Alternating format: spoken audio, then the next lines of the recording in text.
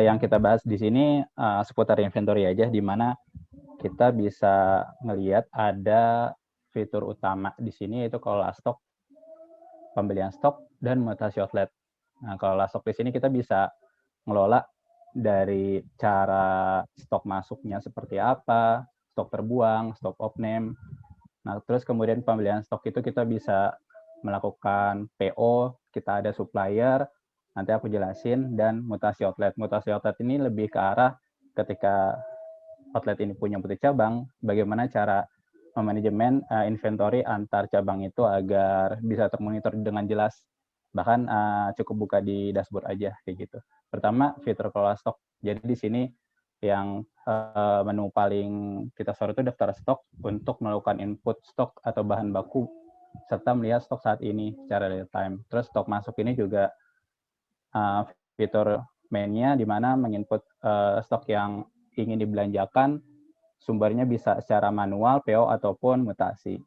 Terus ada stok off name juga, pasti untuk menyesuaikan antara sistem dengan aktualnya. Terus keempat ada stok terbuang, di mana kalau ada stok basi atau yang udah nggak terpakai lagi.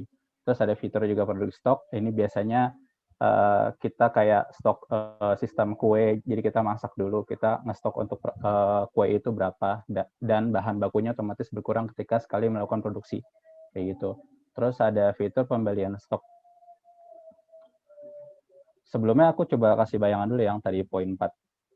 Nah, di sini kita buka dashboard, ada di sini pertama aku pakai akun di mana outlet master. Di sini aku ada 3 cabang, cabang gudang, cabang pusat, dan maju cabang gitu. Jadi ketika login pakai akun master, di sini akan otomatis aku set awalnya maju pusat gitu.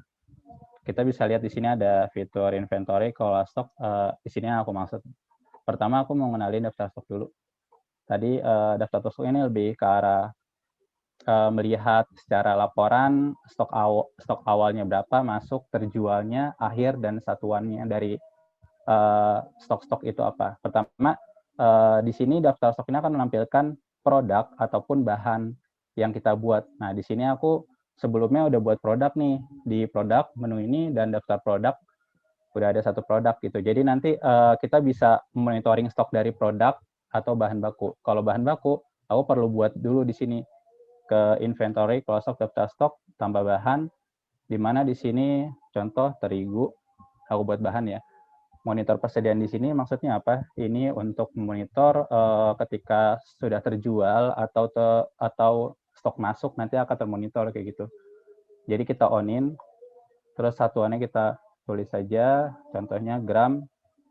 Kalau untuk harga beli terigu contoh Rp10 gitu. Ini jadi kayak Rp10 per satuannya, yaitu per gram kayak gitu.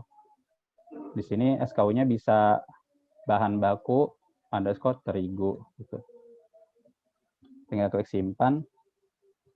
Nah, di sini udah masuk nih terigu.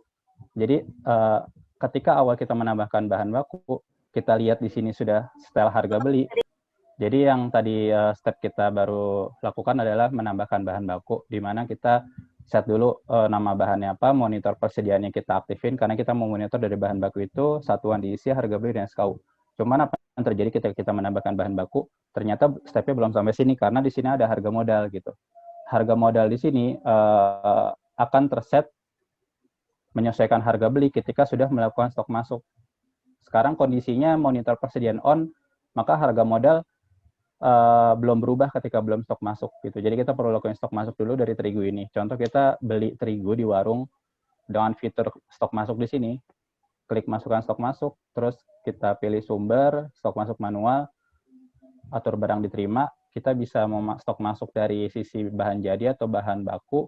Kita mau bahan baku terigu, tinggal pilih aja. Kita masukin, contoh masukin sekilo, yaitu 1000 gram. Tinggal klik simpan aja. Nah, jadi di sini akan masuk, klik daftar stok untuk melihat stoknya. Di akhir 1000, kayak gitu. Dan kita buka, ternyata harga modalnya 0 udah berubah jadi 10. Jadi ini monitor persediaan ini ketika aktif, dia perlu stok masuk. Tapi kalau nggak aktif, dia akan menyesuaikan dengan harga beli. Kayak gitu. Contoh, Di sini ada namanya terigu 2 aja deh. Monitornya off nih. Kita misal masukin gram, harga belinya Rp10 dengan SKU, bahan baku terigu 2.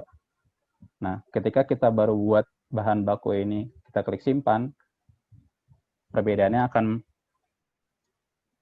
harga modal otomatis terisi kayak gitu. Karena monitor persediaannya nggak kita on kan. Tetapi konsekuensinya nanti inventory-nya nggak akan jalan gitu aja sih, cuman mendaftarkan bahan baku aja. Jadi ini bedanya fitur dari monitor persediaan di bahan baku. Sebenarnya konsep monitor persediaan ini akan sama di produk juga. Jadi ketika kita buat produk, selama monitor persediaannya on, yang ini monitor persediaan on, maka nanti perlu dilakukan stok masuk. Contoh di sini aku udah buat ayam geprek dada ya. Nah, di sini aku lihat harga modalnya masih 0 nih. Gimana cara membuat harga modalnya bergerak? Jadi lakuin stok masuk gitu. Cuman di sini aku mau ngeset untuk ayam geprek dada ini sebagai punya resep gitu. Jadi nanti klik simpan. Kalau monitornya off, nanti di sini kita masukin resep. Jadi kita tambah bahan bakunya gitu. Sebelumnya kita tambahin bahan baku dulu di inventory. Contoh aku masukin bahan baku untuk ayam geprek itu ya. Kita terigu udah masukin sama tambahin ekor ayam dada. Kita masukin, pilih satuannya itu ekor. Harga belinya itu 3.000. Bahan baku ekor dada. Tinggal simpan. Dan ini kita jangan lupa stok masuk dulu untuk yang ekor dadanya.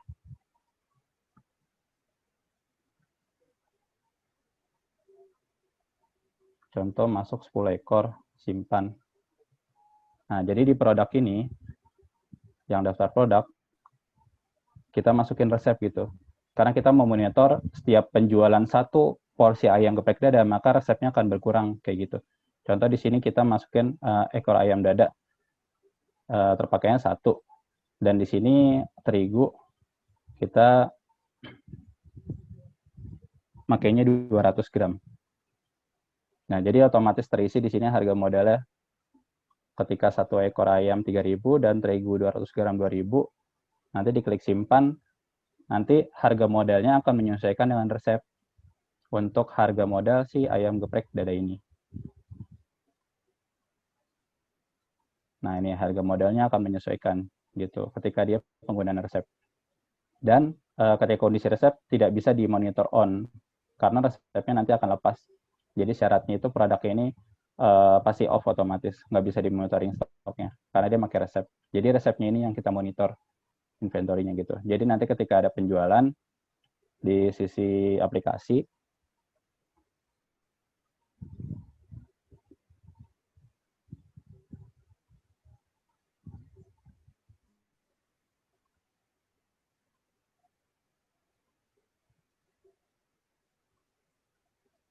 nah ini ada R tulisannya resep. Jadi ketika kita coba jual, kita coba ke inventory, kalau stok, daftar stok, untuk kita coba refresh lagi. Nah, di sini terigu terjual 200. Jadi kita bisa ngebaca satu produk terjual itu, maka secara resep kita filter bahan ini ya, diklik kalau ingin lihat bahan baku.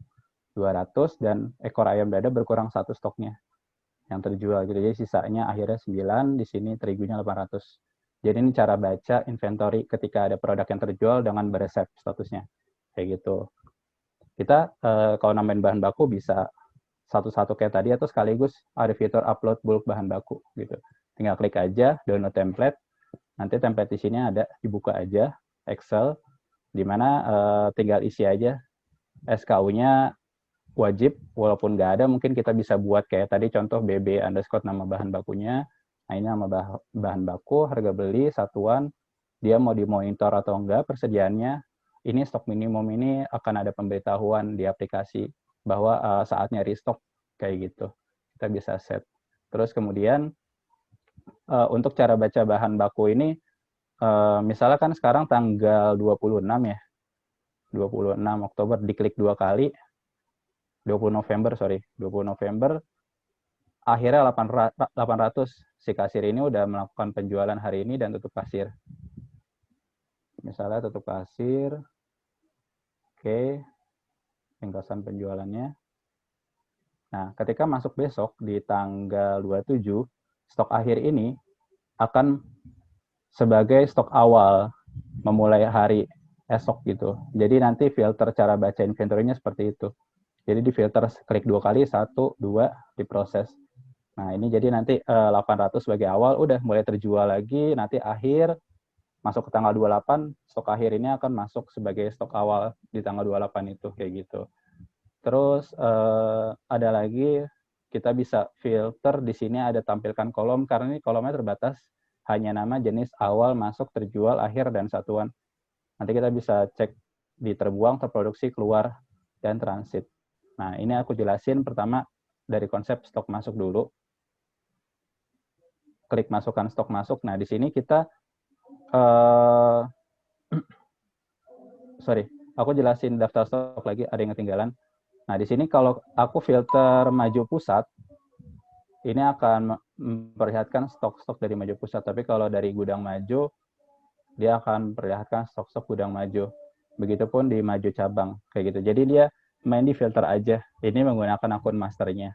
Ketika punya multiple cabang seperti itu. Dan juga berlaku juga untuk harga modal ya. Harga modal di sini definisinya maksudnya harga rata-rata dari melakukan stok masuk. Bisa aja stok masuk hari ini dengan harga A, stok masuk besok dengan harga B. Jadi dirata-ratakan menjadi harga modalnya berapa, seperti itu. Ini konsep yang berlaku hanya di berlangganan advance. Tapi kalau starter, dia hanya mengikuti dengan harga beli aja. Karena definisi harga modal di starter itu mengikuti dengan harga beli. Seperti itu, untuk membedakannya. Dan pastinya sama juga untuk harga modal dari bahan baku ini akan mengikuti berdasarkan cabang-cabangnya. Jadi kan yang kita stok masuk tuh maju pusat. Maju pusat terigu udah berubah dong harga modalnya. Kalau kita filter ke maju cabang juga perlu lakukan stok masuk, mungkin punya harga yang beda. Makanya di sini masih nol. Ketika stok masuk mungkin dengan harga rata-ratanya yang punya cabang itu. Jadi beda harga modal setiap cabang. Gudang, cabang, ataupun pusat. Jadi tinggal main filter aja di sini. Lebih mudah. Terus di sini kedua ada fitur stok masuk. Kita bisa melakukan stok masuk. Masukkan stok masuk. Terus di sini pilih sumber. Tadi ada 3. Pertama aku udah ngelakuin di mana stok manual ini biasa dipakai untuk kayak pembelian ke warung atau langsung ke minimarket terdekat kayak gitu. Nanti otomatis ke generate nomor fakturnya. Tanggal masuknya nanti bisa kita tentukan outlet mana, cabang mana yang mau kita lakukan stok masuk. Terus tinggal atur barang diterima. Kita pilih. Mau filter bahan jadi atau bahan baku, tinggal pilih aja. Kayak gitu.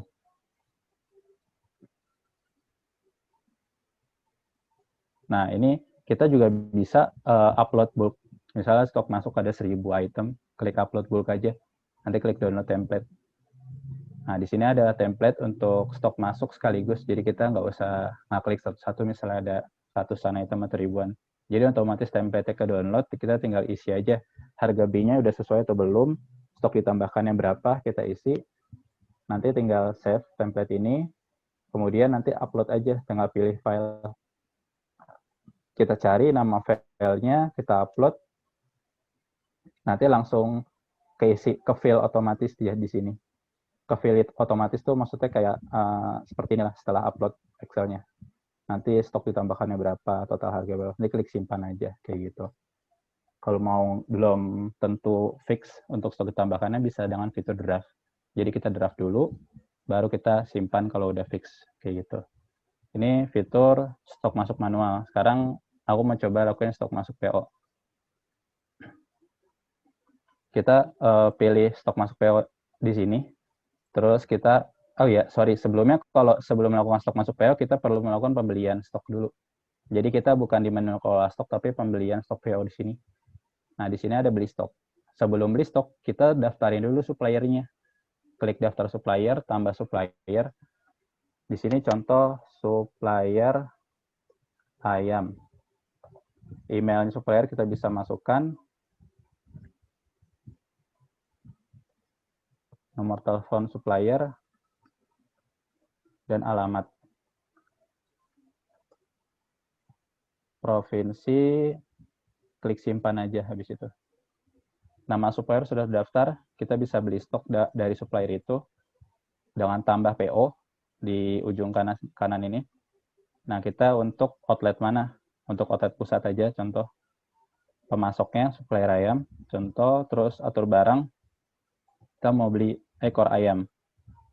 Di mana masukin mau beli 10 ekor.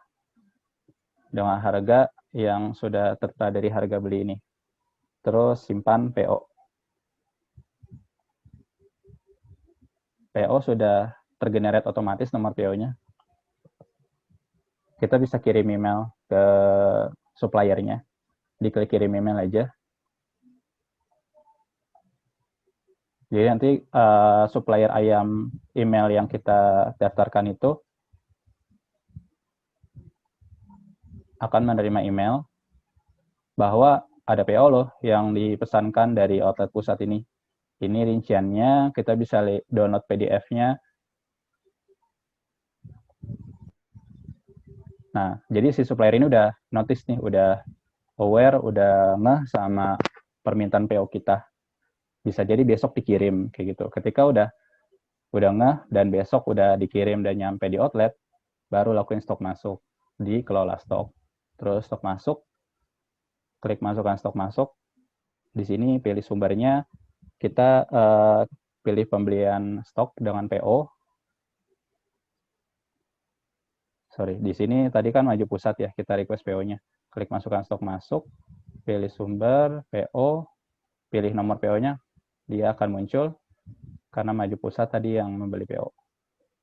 Atur barang diterima, pilih.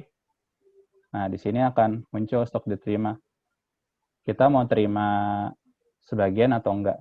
Bisa aja terima 10 ekor karena udah dikirim sama supplier 10. Tapi misalnya yang datang cuma 9, yang satunya mungkin nyusul, bisa diklik simpan aja. Jadi di sini ada pembelian PO di mana 9 item. Nanti masuk ke daftar stok kita bisa lihat secara stok akhirnya bertambah gitu. Jadi masuk 9. Terus di sini gimana status PO-nya yang satu tadi? Kita cek di beli stok ini masih on progress nih statusnya. Selama yang satu itu belum dikirim, pasti status on progress. Coba misalnya besoknya lagi dikirim sama si supplier ini karena belum bener nih, kita minta 10 cuman dikirim 9. Kita pilih lagi stok masuknya dengan nomor PO ini. Kita atur barang diterima dan di sini ada sisa stoknya nih. Satu yang belum masuk. Tinggal pilih aja. Masukin deh sisa stok diterima yang nyusul itu. Tinggal klik simpan. Nah, habis itu klik daftar stok buat memastikan. Jadi masuknya 20 dan sisa akhirnya 19. Kayak gitu. Dan status PO-nya pun di sini sudah selesai. Jadi ini penggunaan stok PO. Kita bisa cetak untuk kirim fisiknya untuk permintaan PO sebelumnya atau kirim email tadi fiturnya. Terus di sini ada juga fitur mutasi stok, kirim stok gitu ya. Kita coba untuk kirim stok. Nah, di sini kita mau kirim stok dari pusat karena pusat udah ada stoknya si terigu. Kita mau kirim ke cabang. Kirim stok di sini.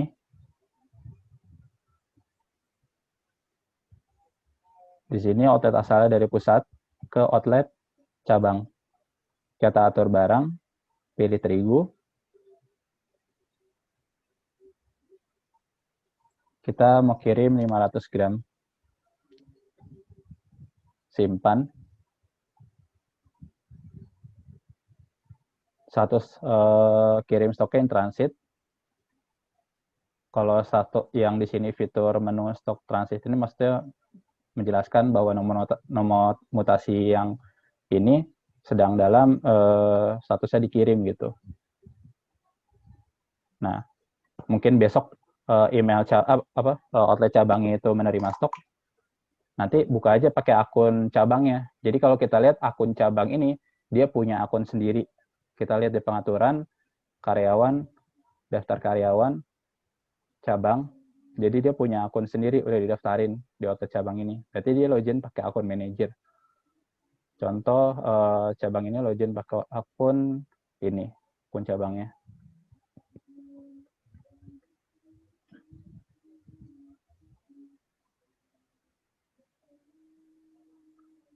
Terus kemudian datang tuh yang dikirim dari mutasi pusat itu. Berarti tinggal kalau stok masuk aja, kita masukkan stok masuk, pilih sumber, terima mutasi, pilih nomor mutasinya, otomatis kedeteksi nih.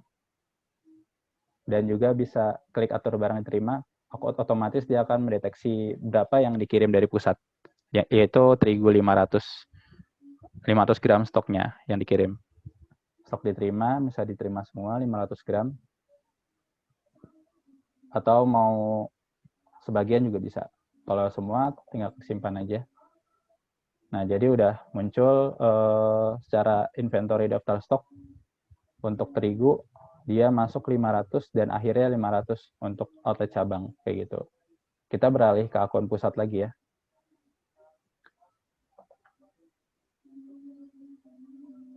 Nah, kalau di inventory, kalau stok daftar stok untuk terigu ini,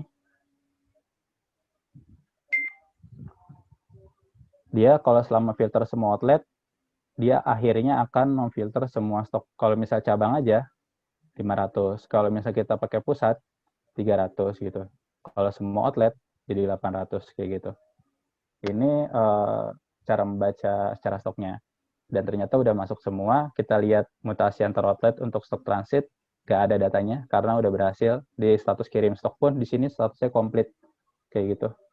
Jadi ini konsep mutasi. Terus kemudian ada lagi konsep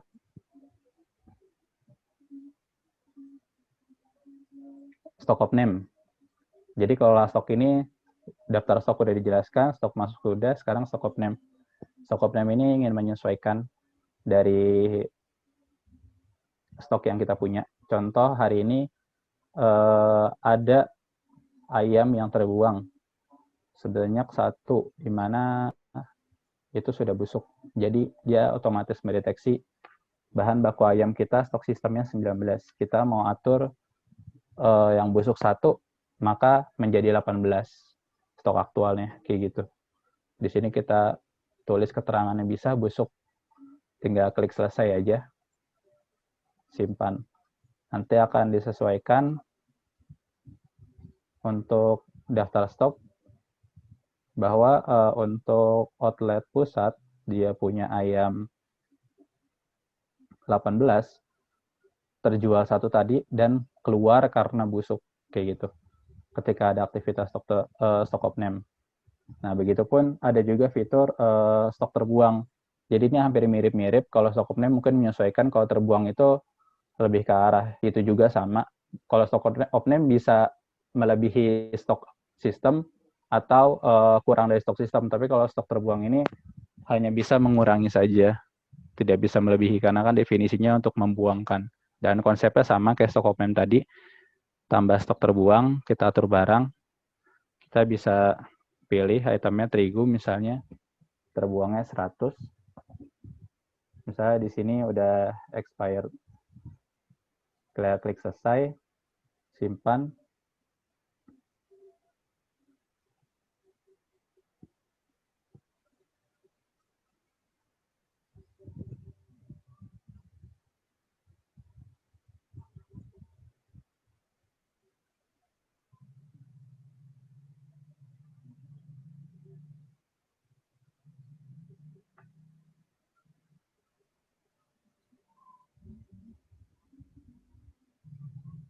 Oke, di sini udah selesai.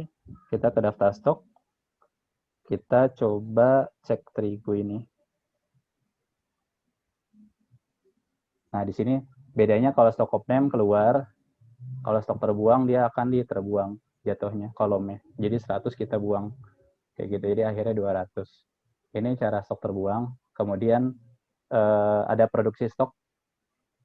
produksi stok di sini kita coba ada dua menu ini, acuan produksi dan daftar produksi. Nah, yang dimaksud pertama daftar produksi apa dan acuan apa. Acuan ini pertama aku jelasin dulu ya. Acuan ini semacam template, jadi kita bisa buat template di mana untuk memproduksi satu produk kita punya apa-apa aja sih ingredients-nya kayak gitu. Contoh kita mau buat produk dulu, daftar produk di mana kita mau tambah produk untuk kue pondan. Kita tambah kategori di mana kue, dan di sini kita monitor persediaan dari kue pondan ini. Kita nggak pakai resep ya, karena kita ini konsepnya produksi, ngeproduksi kue ini. Satuannya contoh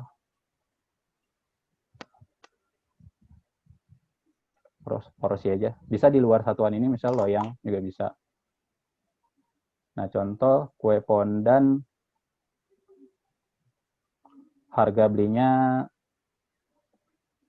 30.000, harga jualnya 50.000. Ini SKU-nya KP kue pondan. Kita coba klik simpan. Oke. Terus kemudian di sini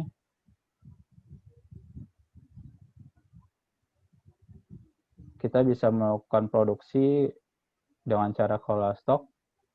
Sebelumnya bahan-bahan yang ingin produksi ini apa aja kita daftarin dulu ya. Di inventory, kelola stok, daftar stok, tambah bahan. Nama bahan bakunya ini butir. Kita monitor untuk satuannya, ini telur, telur yang pilih satuannya butir. Dan di sini 2000 bahan baku telur. Oke, klik simpan. Dan ada lagi box pondan,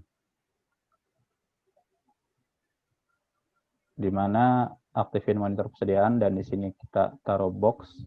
Harga belinya itu 20.000. Di sini SKU-nya bahan baku box pondan. Tinggal klik simpan. Oke, di sini kita login stok masuk dulu untuk bahan bakunya. Pilih sumber, tambah stok manual, atur barang.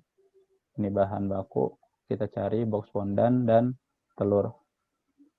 Contoh box pondannya ada 5, telurnya ada 20.